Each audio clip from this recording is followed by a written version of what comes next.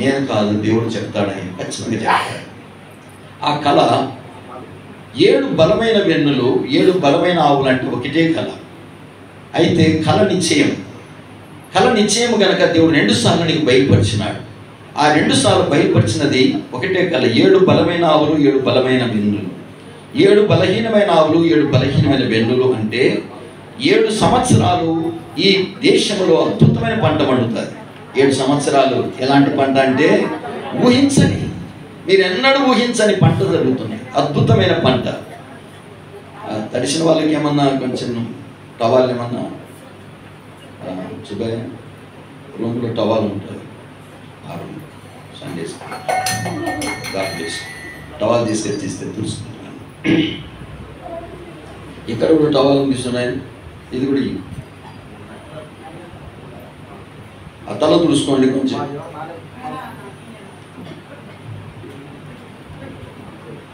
Okay, ఇక్కడ మనం గమనించినట్లయితే ఆ కళ చెప్తూ ఉన్నాడు 7 పుష్టికరమైనటువంటి సంవత్సరాలు రాబోతున్నాయి. ఐగుప్తు దేశంలో ఎన్నడూ కనీవిని వెలగనటువంటి పంట పండబోతా ఉంది. అద్భుతమైన పంట. ఆ పంట మనం ఎప్పుడు చూసినాం. అంత మంచి పంట పండబోతుంది అన్నాడు. తర్వాత కనీవిని ఎరగని సంవత్సరాలు ఏంటంటే అలాంటి కరువు ఎప్పుడు ఈ దేశానికి ప్రపంచానికి కూడా రాలేదు. అలాంటి కరువు ప్రపంచానికే రాబోతా ఉంది. ఆ కరువు ఊహించలే, అంత భయంకరమైన కరువు రాబోతుంది అన్నాడు. రాజు భయపడిపోయినాడు. మరి అంత కరువు వస్తే ఎట్లా? నా రాజ్యం ఏమైపోతుంది, నా ప్రజలు ఏమైపోతారని కలవరపడితే రాజా దానికి కూడా ఒక ఆలోచన ఉంది. ఏమిటంటే ఈ 7 సంవత్సరాలు పండిన పంట ఉందే, ప్రతి సంవత్సరంలో 7 సంవత్సరాలు పండిన పంటను 10 బస్తాలకు 2 బస్తాలు మనము వేరు చేద్దాం. తర్వాత దానికి గిడ్డంగులు కట్టిద్దాం. ఇప్పుడున్నటువంటి గిడ్డంగులు ఉన్నాయే, ఆ రోజు యేసు పెట్టిన ప్లానే అన్నమాట. ధాన్యం నిల్వ చేసే పద్ధతులు ఉన్నాయే, అది ఆ రోజు ఆయన పెట్టింది. గిడ్డంగులు కట్టిద్దాం.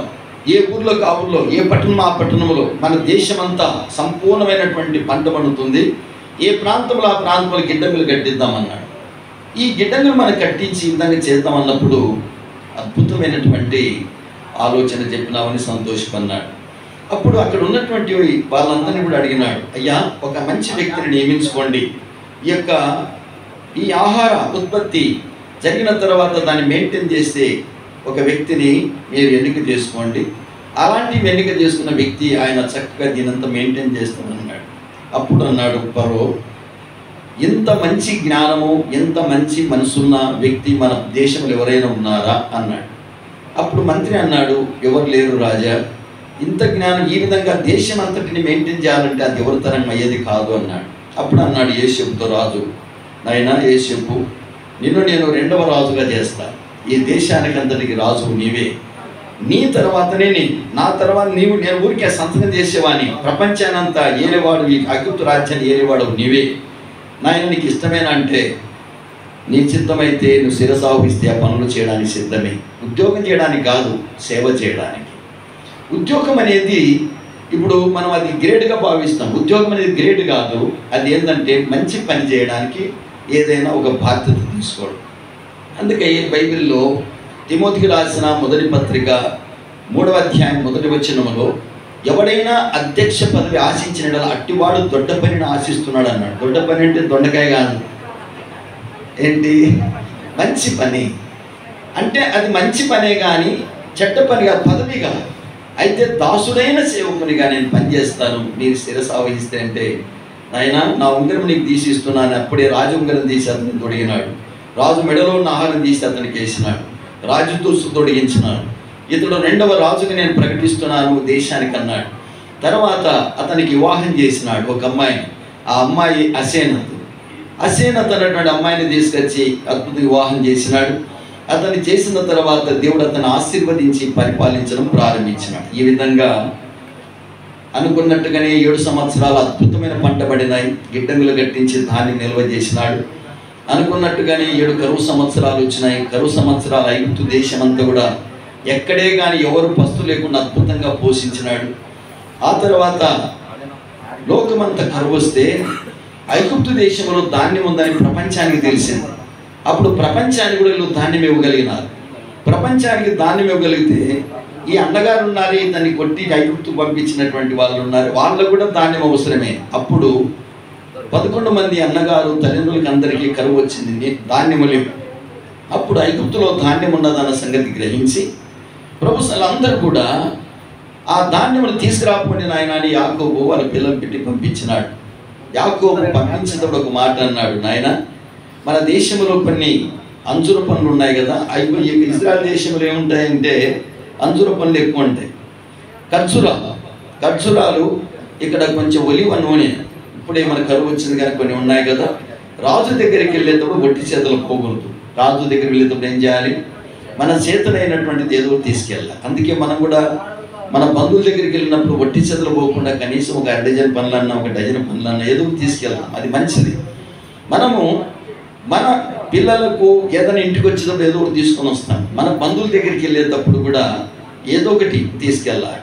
దైవ సేవకుల దగ్గరికి వచ్చేటప్పుడు కూడా చాలామంది పనులు తీసుకొని వస్తుంటారు, అది మంచి మర్యాద, బైబిల్ పద్ధతి అది. కనుక అందరూ కూడా ఆ రాజు దగ్గరికి వచ్చేటప్పుడు వాళ్ళ అన్నగారు యోసేపు అన్నగారు వచ్చినారు. యోసేపు అన్నగారు వచ్చి సాష్టాంగ నమస్కారం చేసినారు. ఎవరికి? యోసేపు. ఈ కళ ఎప్పుడు వచ్చింది ఈయనకు అంటే దాదాపు ఈ 13 అదొక దాదాపు 20 సంవత్సరాల కిందట ఆ కళ యోసేపుకు వచ్చింది. 11 నక్షత్రాలు ఒక నక్షత్రానికి నమస్కారం చేసినాయి, 11 వెన్నులు ఒక వెన్నుకు నమస్కారం చేసినాయి. అప్పుడు ఆ కళను గుర్తు తెచ్చుకున్నాడు దేవుడు. బైబిల్ ఏం చెప్తుందంటే వాగ్దానము అది ఆలస్యంగా జరిగినా ఖచ్చితంగా నెరవేరుతుంది. ఆమె కళ నీకు వచ్చినట్లయితే ఆ కళ ఖచ్చితంగా నెరవేరుతుంది. కనుక ఎప్పుడో 20 సంవత్సరాల కింద దేవుడు దర్శనమిచ్చినాడు యోసేపుకు. 11 వెన్నులు నమస్కారం చేస్తాయి, సూర్యచంద్రుడు నమస్కారం చేస్తారు, 11 సుక్కలు వచ్చి ఒక సుక్క నమస్కారం చేస్తాయని. ఈ సుక్కలు ఎవరంటే అన్నగారు, ఈ నక్షత్రాలు ఈ యొక్క సూర్యచంద్రులు ఎవరంటే తల్లిదండ్రులు.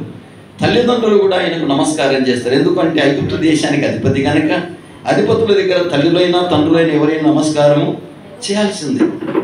ఇప్పుడు మన దినంలో ప్రశాంత్ అనే ఒక పాప డిఎస్పీ అయింది. ప్రశాంత్ అనే పాప డిఎస్పీ అయితే వాళ్ళ నాయన సిఐ ఇప్పుడు ఏం చేయాల్సి వచ్చింది, డిఎస్పీ ఎదురు కనపడతానే వాళ్ళ నాయన కూడా ఏం చేయాల్సి వచ్చింది, అమ్మాయికి సెల్లుడు కొట్టినాడు. సెల్లుడు కొడతానే, ఏంటాడు ఏంది నువ్వు కొట్టడం? అవునమ్మా ఇది క్రమం, నువ్వు నా కూతురువే కావచ్చు కానీ డ్యూటీలో ఉన్నప్పుడు నా ఆఫీసర్, నీకు నేను తప్పకుండా. అది వైరల్ విపరీతంగా.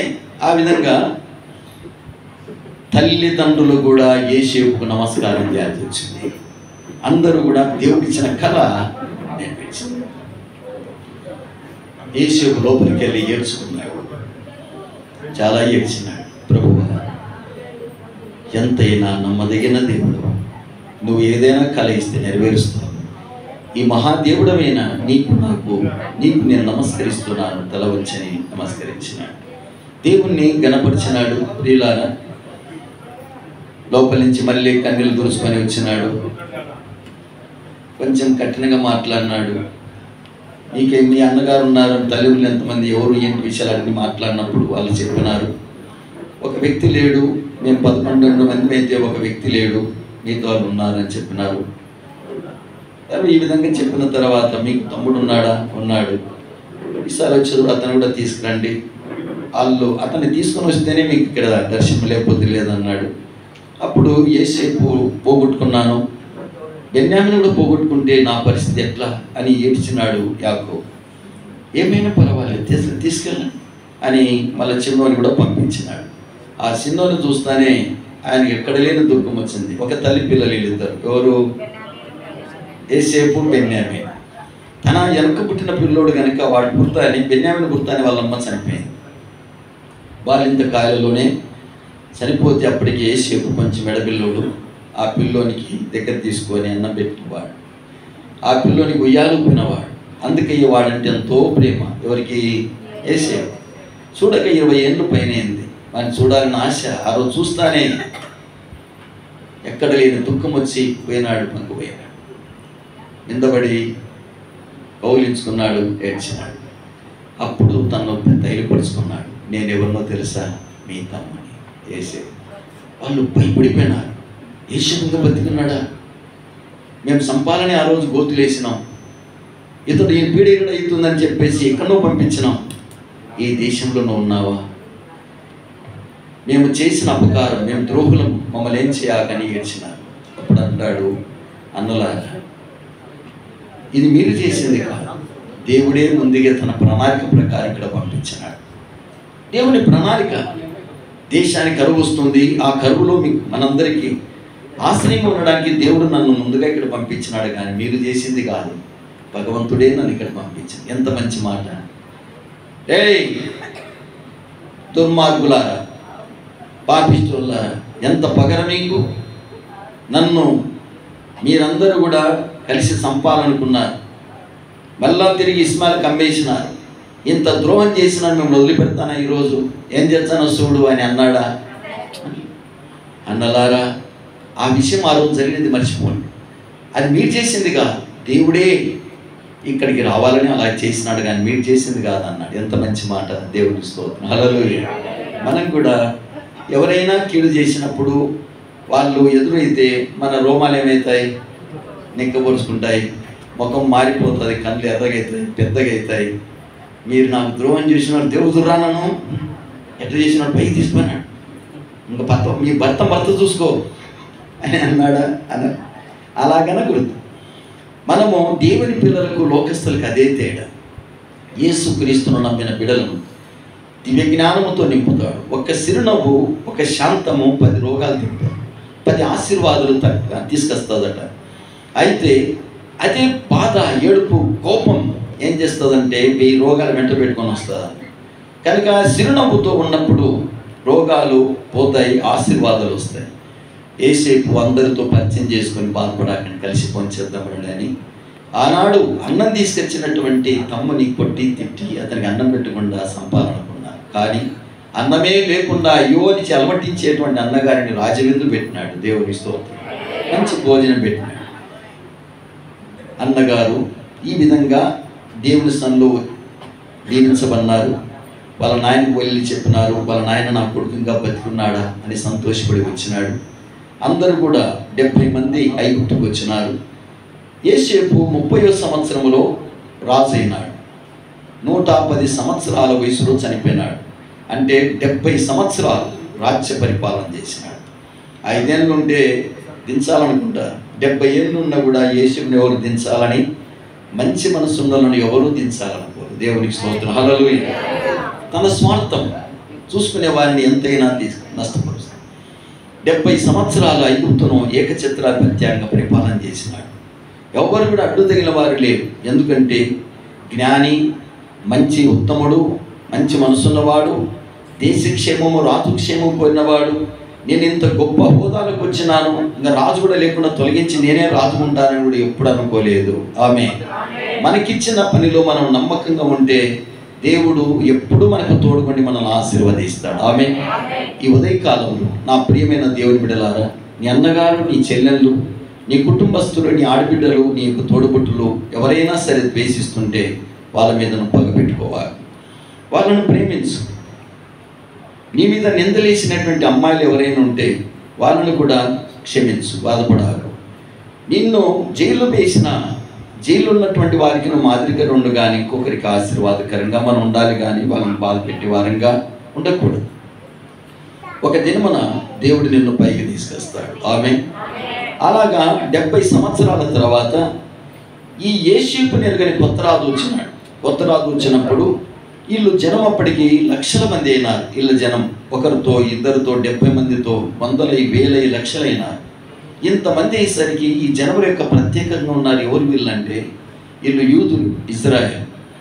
అయ్యో వీళ్ళు ఎక్కువైపోతున్నారు, వీళ్ళు ఎక్కువ ప్రబలకుండా ఉండడానికి మనం ఏం చేయాలా? వీళ్ళని సంపాద, మగపిల్లని రానికుండా ఆడపిల్లలందరినీ మనం అందమైన పిల్లలు.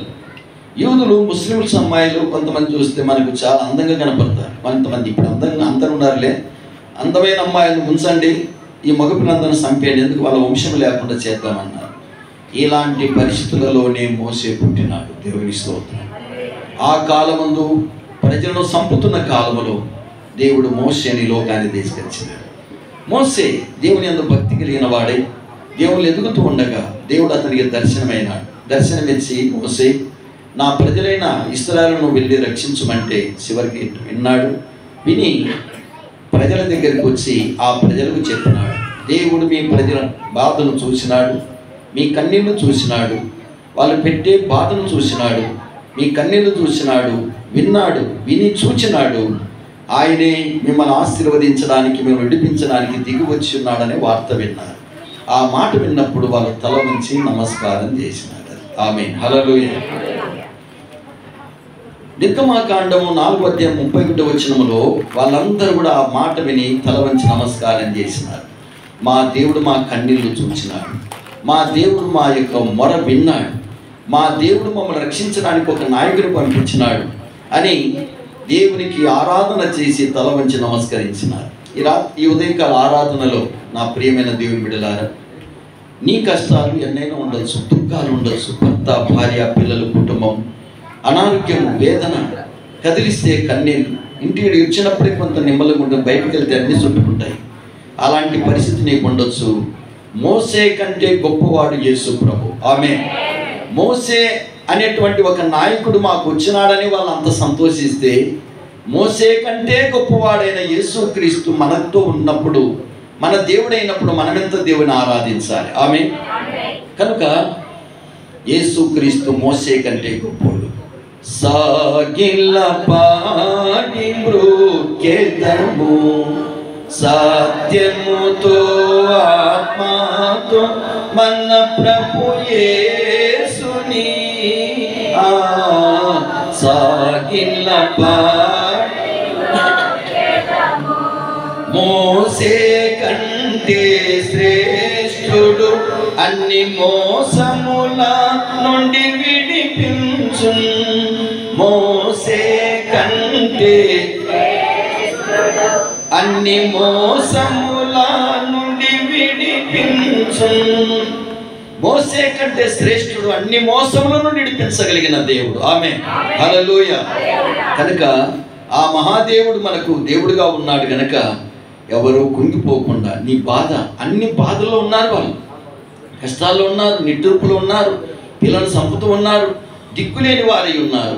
అటువంటి పరిస్థితిలో దిక్కై మోసేను దేవుడు పంపించి నిలిపినాడు. ఆమేన్. నా దిక్కు మన ప్రభు అయిన యేసుక్రీస్తే.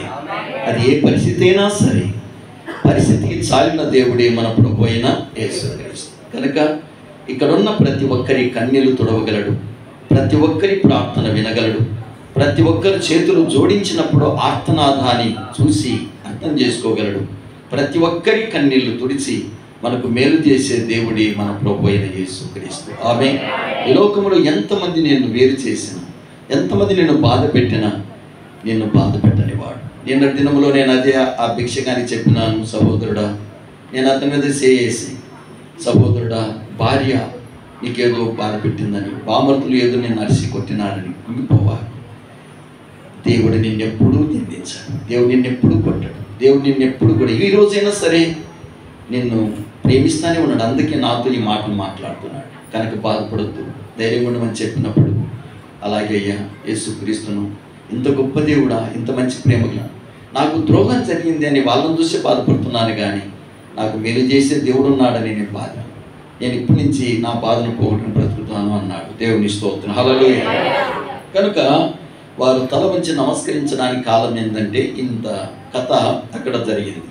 కొత్త నిబంధన గ్రంథములో వారు తల వంచి నమస్కరించి దేవునికి ఆరాధన చేసినారు. ఎవరు వీళ్ళు అంటే శిష్యులు. ఎవరు వీళ్ళు? యేసుక్రీస్తునందు విశ్వాసం ఉంచిన ఈ యొక్క శిష్యులు. యేసు ప్రభు చనిపోయి 40 దినాలు ఈ లోకమంతా ఆయన 11 సార్లు దర్శనమిచ్చినాడు.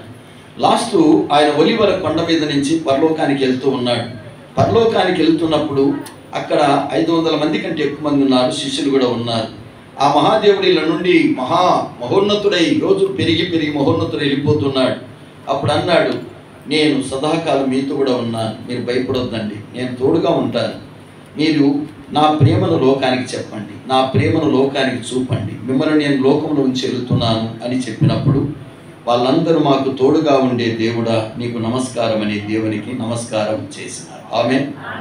ఈరోజు ఇక్కడున్న బిడ్డలమైన నాకు మనకు వ్యక్తిగతంగా మనకు, మన పిల్లలకు, మన కుటుంబానికి తోడుగా ఉండే దేవుడు గనుక, దేవా నా కుటుంబానికి నువ్వు తోడుగా ఉన్నావు. గడిచిన 10 నెలలు, ఈ 11వ నెల కూడా నాకు ప్రవేశింపజేసినారు. ఈ నెలలు కూడా నాకు తోడుగా ఉంటానని వాగ్దానం చేసినావు. అందును బట్టి నీకు నమస్కారం అని మనం ఆరాధన చేస్తే వాళ్ళ కన్నీళ్లు తుడిచి ఆనందం, మహానందముతో అని అంటాడు. చదవండి, లూకాసు వార్త 24వ అధ్యాయములో లేఖనం ఇలా వ్రాయబడి ఉంది. 52వ వచనంలో అందరం చదువుతామా? వారు ఆయనకు నమస్కారం చేసి మహానందముతో యెరూషలేమునగా నీళ్లు యెరూషలేమునకు వెళ్ళి. ఇక్కడ నీవు నమస్కారం చేస్తే నీకు మహానందం కలుగుతుంది. మహానందముతో నీ ఇంటికి నువ్వు వెళ్తావు. దేవునికి స్తోత్రం. హల్లెలూయా. 50వ వచనం, ఆయన బేతనీ వరకు వారిని తీసుకుని పోయి చేతులెత్తి వారిని ఆశీర్వదించాడు. చేతులెత్తి నిన్ను ఆశీర్వదించే దేవుడు. చేతులెత్తి నిన్ను ఆశీర్వదించడమే కాకుండా నీ ప్రక్కలో చేయి పట్టుకొని నీకు తోడుగా ఉండి నడిపించే దేవుడు ఆయన. ఆమేన్. ఆయన నీకు తోడుగా ఉండి నీ ఆశీర్వదించి, నీ పరిస్థితులు ఏవైనా సరే ఈ ఉదయకాలంలో ఆశీర్వాదం లేక ఉన్నావా? మీ అబ్బకాలం నుంచి, మీ నాయన కాలం నుంచి, మునెబ్బ కాలం నుంచి శాపగ్రస్తులై అలాగే పేదరికముతో బాధపడుతున్నారా? కానీ దేవుడు గొప్ప ఆశీర్వాదం ఇవ్వబోతున్నాడు. దేవుని స్తోత్రం. హల్లెలూయా. నేను రాత్రి కూడా మీకు చెప్పినాను, మా కుటుంబంలో ఎంత పేదరికం ఉందో, ఎంత దరిద్రమే అనుభవించినామో చూసినాం. యేసుక్రీస్తును నమ్ముకున్న తర్వాత దేవుడు ఇంతగా ఆశీర్వదించినాడు కనుక నేను ఆయనకు పెట్టి పుట్టిన వాని కాదు, నాకంటే శ్రేష్ఠులు మీరు. ఆమేన్. నేను ఒక్కని కాదు ఆయన ముద్దు బిడ్డను, మనందరం కూడా ముద్దు బిడ్డలమే. ఆమేన్. ఇక్కడ ఉన్న వారిని ఎవరిని కూడా ఇచ్చిపెట్టాడు దేవుడు, అందరిని కూడా ఆశీర్వదించబోతున్నాడు. దేవుడు మీతో ఉంటాడు, మీ పిల్లలతో ఉంటాడు, మీలో ఉండి నడిపించగలిగిన దేవుడు. ఆనాడు ఐగుప్తు దేశంలో తన ప్రజల కన్నీళ్లు చూసిన దేవుడు, నా కన్నీళ్లు ఎవరు చూస్తారు అనుకుంటున్నావు? కానీ నీ కన్నీళ్లు చూసే దేవుడు. నా మొర వినేది ఎవరు ఈ లోకములు అంటున్నావా? దేవుడు ఉన్నాడు, నీ మొర వింటాడు. తర్వాత నిన్ను విడిపించేది ఎవరు అనుకుంటున్నావా? నేనున్నాను, నేను విడిపిస్తాను. నీ నోటికి తోడై ఉంటాను, నీ ప్రాణానికి తోడై ఉంటాను, నీ జీవిత యాత్రకే తోడై ఉంటానని చెప్పే దేవుడు మన దేవుడై ఉన్నాడు. దేవునికి స్తోత్రం. మనసున్న మహారాజు మన ప్రభు అయిన యేసుక్రీస్తు, ఆయనే నీకు తోడుగా ఉండి నడిపిస్తాడు. నిండు మనసుతో మనము దేవునికి ఆరాధన చేద్దాం. తల ఉంచండి. దేవునికి ఆరాధన చేసిన కుటుంబాలను దేవుడు ఆశీర్వదించి ఉన్నతంగా దీవించగలడు.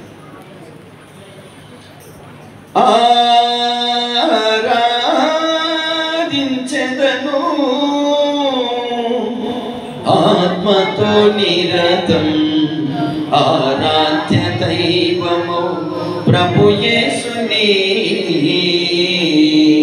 ఆనందగానము మనసారా పాడుచు, ఆనందగానము అనుదినం స్తోత్రింతును నా యేసుని. అనుదినం స్తోత్రింతును మన యేసుని. ఆరాధించెదను ఆత్మతో నిరతం, ఆరాధ్య దైవము ప్రభు యేసుని. మాటి మాటికి పడిపోతున్నావా? నిలబెట్టడానికి యాసరిక లేకుండా ఉండే దేవుడు ఉన్నాడు. కురిగిపోతున్నావా? కురిగిన స్థితిలో ఉన్న నిన్ను లేవనెత్తడానికి సమర్థుడు. పడిపోతున్నావా? మాటి మాటికి పడిపోయిన స్థితిలో ఉన్న నిన్ను కోపగించుకోకుండా తన హస్తాల్లో ఉంచుకొని కౌగిలించుకునే దేవుడు.